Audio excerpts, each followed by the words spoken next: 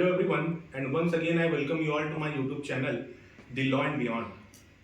Today I am at St. Thomas International School, which is situated at Munri Road near Sarnath. Today I am with a guest named Nizam Khan, who is the part of the management of this school, St. Thomas International School. Mr. Nizam, Yes. आप इस school के member कब बने, कब इस faculty को, इस school को आपने ज्वाइन किया, ये हमारे व्यूवर्स को बताइए। और क्या ये रोल रहा है इस स्कूल का आपके लाइफ में, और यहाँ के स्टूडेंट्स और तमाम टीचर्स जो यहाँ एक हॉलिस्टिक एजुकेशन को प्रोवाइड कर रहे हैं, उसके बारे में हमारे व्यूवर्स को आप बताइए। First of all, I would like to say I'm very thankful that you invite me for interview in your channel Law and Beyond. और जैसा कि आपने बोला कि मैं इस स्कूल में कब से बना हूँ, कब से हूँ और कब से मेंबर बना हूँ। जी। तो लगभग आज मुझे 4 to 5 years हो चुके हैं इस स्कूल में जुड़े हुए। जी। जब से जुड़ा हूँ मैं इस स्कूल में, तब से मैं देख रहा हूँ इस स्कूल के जो भी मेंबर हैं और भी जो डायरेक्टर हैं जी। ये सब लोग कहीं ना कहीं स्कूल को प्रमोट करने के लिए, इसमें बहुत सारे बच्चे ऐसे आते हैं इधर उधर के जो इस स्कूल में पढ़ाई करते हैं, और इसमें टीचर्स भी हैं जो जुड़े हैं काफ़ी दिनों से लगातार स्कूल में पढ़ा रहे हैं। And so many things available in this school, because of that we are here. सबसे बड़ी बात है कि इस स्कूल में जो एजुकेशन प्रोवाइड की जाती है, जो एजुकेशन सिस्टम है वो बहुत बेहतर है। जी। कॉम्प्रोमाइज़ नहीं, स्कूल में किसी भी तरीके से एजुकेशन को लेकर के कोई कॉम्प्रोमाइज़ नहीं है। जी। टीचर को लेकर कोई कॉम्प्रोमाइज़ नहीं है। हर तरीके से बाहर से भी टीचर यहाँ पे है, मोस्ट ऑफ द टीचर यहाँ पे बनारस से बाहर है, बाहर के लोग हैं। बनारस के लोकल टीचर सर यहाँ के जो डायरेक्टर हैं लोकल यूनिट के, वो बहुत कम लोग रखते हैं। तो सब मिला जुला कर मैं ये कहना चाहता हूँ कि जब से मैं इस स्कूल में जुड़ा हूँ मुझे बहुत अच्छा लगता है। जी। जी। और मैं इस स्कूल का मेंबर अपने आप में जो बना हूँ, तो मुझे कहीं ना कहीं इस तरीके से अच्छा भी लगता है, और जुड़े रहना और बच्चों को कभी कभी टाइम पढ़ाना और तमाम। हम ये जानना चाहेंगे कि बाकी तरह के आज स्कूल्स जितने सिटीज़ में खुल गए हैं, हमें मालूम है कि हर गली में, हर सड़क पर इतने ज़्यादा स्कूल्स आजकल इस पैटर्न्स पे खुल गए हैं। तो हमारे व्यूवर्स को आप बताइए कि ये सेंट थॉमस स्कूल क्या एक एडिशनल बेनिफिट्स है, क्या एक एडिशनल अपने आप में चीज़ सोसाइटी को, स्टूडेंट्स को या फैकल्टी को प्रोवाइड करता है सोसाइटी के लिए। ये किस तरीके से जो है कि ये गैप को फिल करने की कोशिश कर रहा है। और जैसे कि हम हालिया एजुकेशन सिस्टम को जान ही रहे हैं इंडिया के बारे में, उसके गैप्स को फिल करने के लिए क्या रोल और क्या कदम एक स्कूल का होना चाहिए। ठीक है, आपने जो पूछा मैं उसका बखूबी आंसर देने की कोशिश करता हूँ सर। जी। सबसे सबसे पहले बता दोगे कि स्कूल में जो है बच्चों को लेकर के उनके इंटरेस्ट के अकॉर्डिंग जी एजुकेशन प्रोवाइड की जाती है। जी। जी। किसी भी तरीके उनके पेरेंट्स से भी कहा जाता है कि आप अपने बच्चों को किसी भी तरीके से कोई भी बर्डन उतना ना डाला जाए जी। कि बच्चों को इतना पढ़ना है, ये करना है, वो करना है। जी। टीचर यहाँ पे इतने कैपेबल हैं कि वो बच्चों को इतना पढ़ा देते हैं स्कूल में कि घर पर वो जाकर के आसानी से चीज़ों को मगअप कर लेते हैं, समझ लेते हैं।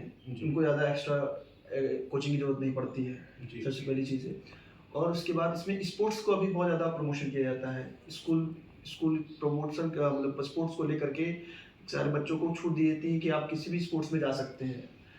टाइम टू टाइम ये बाहर बच्चों को लेके जाते हैं। जी। जो बच्चे जैसे वॉलीबॉल हो गया, जी। कबड्डी हो गया, है ना, और भी तमाम ऐसे गेम हैं, जो खो खो हो गया, जिसमें बच्चे पार्टिसिपेट करते हैं, अदर स्कूल में पार्टिसिपेट करते हैं, बाहर जाकर पार्टिसिपेट करते हैं, ताकि उसमें भी उनका करियर बन जाए अगर वो अच्छा खासा उसमें है, उनकी रुचि है, उनके इंटरेस्ट उनके अकॉर्डिंग। और दूसरी चीज़ है कि हमारे स्कूल में बाहर कंट्री के लोग भी आते हैं समय समय पर।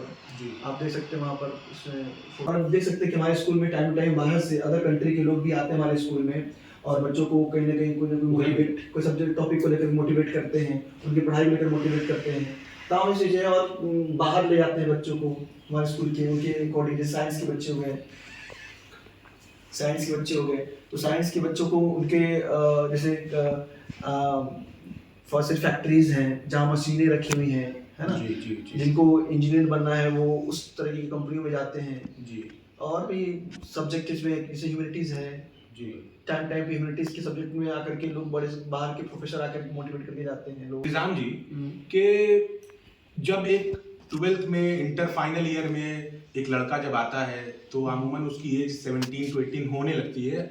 उस एज पे आ जाता है, मेजॉरिटी की एज को के लेवल पे आ ही जाता है। तो इसके लिए हम ये जानना चाहेंगे कि एक लॉ का जो सब्जेक्ट है वो कहीं ना कहीं करिकुलम में ऐड होना चाहिए, जिससे कि जो है कि जब एक लड़का 12th करके इंटर करके निकले तो उसको एक बेसिक आइडिया होना चाहिए कि देश के लॉ के बारे में, और जो भी लॉ है, कॉन्स्टिट्यूशंस हैं, तमाम तरह की चीज़ें हैं, एक सोसाइटी को लेके रूल्स हैं, रेगुलेशंस हैं, उसको आने चाहिए। और उसको एक माइंड में एक माइंड में एक इमेज होनी चाहिए जिससे उसको मालूम होना चाहिए लॉ के बारे में, कंट्री के बारे में और ऐसी चीज़ों के बारे में। इस पे हम जानना चाहेंगे कि आपकी क्या राय है। जी, बहुत अच्छा सवाल है आपका, बहुत अच्छा सवाल है ये। और जैसे कि आप 6 to 8 और 6 to 12 तक पढ़े हैं, हर स्कूल में सब्जेक्ट पढ़ा, एक सब्जेक्ट जी, होती है सोशल स्टडीज। जी। तो सोशल स्टडीज मैंडेटरी, मतलब एक तरह का मैंडेटरी होना चाहिए कि नहीं सोशल होना स्टडीज में चाहिए। जो होती है इसमें केवल लॉ के कुछ पार्ट्स बताए जाते हैं थोड़े बहुत कि क्या क्या है। जी जैसे सोशल सब्जेक्ट, जैसे सिविक्स में कुछ बताया जाता है, जी। कंट्री के बारे में, कॉन्स्टिट्यूशन के बारे में बताया जाता है। एक स्पेसिफिक सब्जेक्ट में ये लॉ जी। को लेकर कि हमारा क्या क्या राइट तो सबको पता होता है जी। कि फंडामेंटल राइट हमारा क्या है, ये तो हर स्कूल में पढ़ाया जाता है। लेकिन एक स्पेसिफिक सब्जेक्ट जैसे कुछ क्राइम को लेकर के कुछ सेक्शंस, जी कोई भी ऐसे लीगल कानून जो लीगलिटीज को लेकर के कोई स्पेसिफिक सब्जेक्ट जहाँ पे आपका ये कहना है कि एक स्पेसिफिक सब्जेक्ट यहाँ पे इम्प्लीमेंट करनी चाहिए, मैंडेटरी भी होना Mandatory चाहिए होना चाहिए। करिकुलम में। तो हम ये कह सकते हैं जैसे कि बच्चे साइंस, ह्यूमैनिटीज और कॉमर्स लेते हैं, जी तो कुछ स्कूलों में और सीबीएसई ने सब्जेक्ट्स को कंपलसरी किया है। जैसे ऑप्शनल सब्जेक्ट हमारा एक लीगल है, जैसे कॉमर्स में बच्चे ले सकते हैं, ह्यूमैनिटीज के बच्चे ले सकते हैं, लेकिन स्पेसिफिक सब्जेक्ट को लेकर के एक ऐड करना जिससे कि पड़ेगा। एक लोगों को, एक हाँ। स्टूडेंट्स को जो एक मेजॉरिटी की एज पे पहुंचता है तो उसको एक आइडिया बेसिक होना चाहिए कि क्या चीज़ें क्राइम है, हाँ। क्या चीज़ें अनएथिकल हैं, जी। क्या सोसाइटी के अगेंस्ट चीज़ें हैं। जी। तो एक मेजॉरिटी की एज पे जब एक बच्चा पहुंचता है तो उसको ये होनी चाहिए बेसिक नॉलेज। एक स्कूल प्रोवाइड करना चाहिए, एक मैंडेटरी उसको एक प्रोविजन बनाना जी। चाहिए, एक करिकुलम में एक जो एक मिनिस्ट्री को लेकर के ऐसी कुछ बातें होनी चाहिए। बिल्कुल, मिनिस्ट्री ऑफ एजुकेशन के एफर्ट्स के अकॉर्डिंग ये कहीं ना कहीं हम लगता है मैक्सिमम स्कूलों में लीगल सब्जेक्ट तो है लेकिन कंपलसरी नहीं है। तो आपका कहना सही है, और हम भी चाहते हैं किसी तरीके की हर स्कूल में सीबीएसई के थ्रू एक कंपलसरी सब्जेक्ट हो जो लीगल है, जिसमें मेजोरिटी एक 17-18 बच्चे आ जाए, साल होते होते वो अच्छी तरह से जान गए क्राइम क्या है। जी जी। है ना, क्राइम में किस तरह की क्राइम क्या क्या हो सकता है, किस तरह का पनिशबल उनको है ना, क्या करने पर हमको क्राइम में हमको सजा मिल सकती है, तमाम चीजें हैं। तो ठीक है, आपका क्वेश्चन सही है सर, और मैं इस पे एग्री करता हूँ कि हर एजुकेशन मिनिस्ट्री और जो सीबीएसई स्कूल है उन सारे स्कूलों में ये सब्जेक्ट इम्प्लीमेंट होनी चाहिए। जी। और रहा बात ये सेंट थॉमस इंटरनेशनल स्कूल की, तो ये कहीं ना कहीं पूरी तरीके से सशक्त है इस मामले में कि बच्चों को किसी भी तरीके से जो उनको गुड और बैड थिंग्स क्या है, ये सारी चीज़ें उनको प्रोवाइड की जाती है ताकि कल को उनका भविष्य उज्जवल हो, किसी भी तरीके के किसी गलत कामों में वो इन्वॉल्व ना हो। ये और बहुत सारी चीज़ें इनके पेरेंट्स को टाइम टू टाइम, और मैं एक चीज़ और बताना चाहता हूँ कि यहाँ पे टाइम टू टाइम हर सैटरडे को पेरेंट टीचर मीटिंग होती है जिसमें ये बच्चों को लेकर के उनके पेरेंट्स से डायरेक्ट इंटरेक्ट करते हैं हमारे टीचर, उनके गुड थिंग्स और बैड थिंग्स को बताते हैं ताकि उनके अंदर की जो भी परेशानियां हैं और जो भी हेजिटेशन है बच्चों के अंदर वो निकल सके। ये लगातार काम कर रहे हैं स्कूल में, आपको भी जानते हैं, आप लगातार विजिट करते हैं हमारे स्कूल में। जी जी। और आप खुद एडवोकेट हैं, हाँ, हाई कोर्ट और बनारस दोनों आप देखते ही हैं जी। और टाइम टू टाइम आपसे एडवाइस लेते ही हैं, टाइम टू टाइम आप आकर करके विजिट करते हैं, बच्चों को लॉ के बारे में बताते ही हैं, और भी हमारे स्कूल जितनी भी लीगल इश्यूज है सब आप ही देखते हैं। तो कहीं ना कहीं आप सारी चीज़ें को देखते हुए जैसे आपने कहा कि हाँ ये सारी चीज़ें होनी चाहिए, तो हाँ बिल्कुल होनी चाहिए। और ऐसे आप जैसे लोग, और आप जो भाई खुद ही इतने हाई कोर्ट में और ये बनारस बार में आप लगातार कंटिन्यू प्रैक्टिस में हैं, तो बखूबी जानते हैं कि कितने एज तक बच्चे क्राइम में इन्वॉल्व हो जाते हैं, बहुत जल्दी इन्वॉल्व हो जाते हैं। तो इन सारी चीज़ों को लेकर के आप जिस हिसाब से पहल शुरू की है और आपका कहना है सही भी है कि इम्प्लीमेंट होनी चाहिए। और मैं आपका तहे दिल से शुक्रिया करता हूँ सर कि आप हमारे स्कूल में जिस तरह से आते हैं उस तरह से लगातार आते रहिए और हमारे बच्चों को मोटिवेट करते रहिए, और लॉ के बारे में और भी जो लीगलिटीज़ हैं, लीगल लीगल प्रोसीजर है, क्रिमिनल की प्रोसीजर है, वो बताते रहिए ताकि बच्चे इन सब चीज़ों से नॉलेजेबल रहें, आगे चल के कोई किसी तरह का ट्रबल में न रहें। सर इसके लिए बहुत thank thank you very much Nizam Khan ji यू जी। कि आपने हमें अपना कीमती एक वैल्यूएबल वक्त दिया, टाइम दिया। आज के टाइम में जहाँ समय की सबको किल्लत है और सब अपने अपने बिजी स्केड्यूल में बिजी हैं, इसके लिए वेरी वेरी थैंक यू कहना चाहेंगे आपका। एंड मैं भी आपको बहुत थैंक करना चाहूँगा सर वंस अगेन कि you come here and visit the school. And जैसे आप आते रहते हैं हमेशा के आते रहिए और कहीं ना कहीं हमें एडवाइस करते रहिए जी लीगलिटीज़ को लेकर के, बिल्कुल, और आप बिल्कुल। जितना भी हो सकता है बदलाव करते रहेंगे। और स्कूल में आप देख ही रहे हैं, हर तरीके से जानते हैं जी। कि हर एक चीज़ अवेलेबल है यहाँ पर। जी और जो भी गुंजाइश होती है स्कूल में, जितनी बच्चों को हो सकता है उतनी फैसिलिटीज़ प्रोवाइड की जाती है, ताकि यहाँ पे बच्चे गरीब से गरीब और अमीर सभी बच्चे जो जितने भी हैं, जो जिनके पास इस हिसाब से है वो आगे पढ़ लें। जी जी। और टाइम टू टाइम बाहर के लोग आते रहते हैं, हर चीज़ है। अंडर प्रिविलेज जो चिल्ड्रंस हैं उनको भी लेकर के एक मुहिम होनी चाहिए। जी बिल्कुल है जो हमारे फाइनेंशियली केपेबल नहीं है, जो फाइनेंशियली जिनको उतने केपेबल नहीं है, जो अपने अफोर्ड कर सकें स्टडीज़ वगैरह को, तो देखा हमने कि सेंट थॉमस में इस तरीके का एक खासा ख्याल रखा जाता है इस चीज़ का।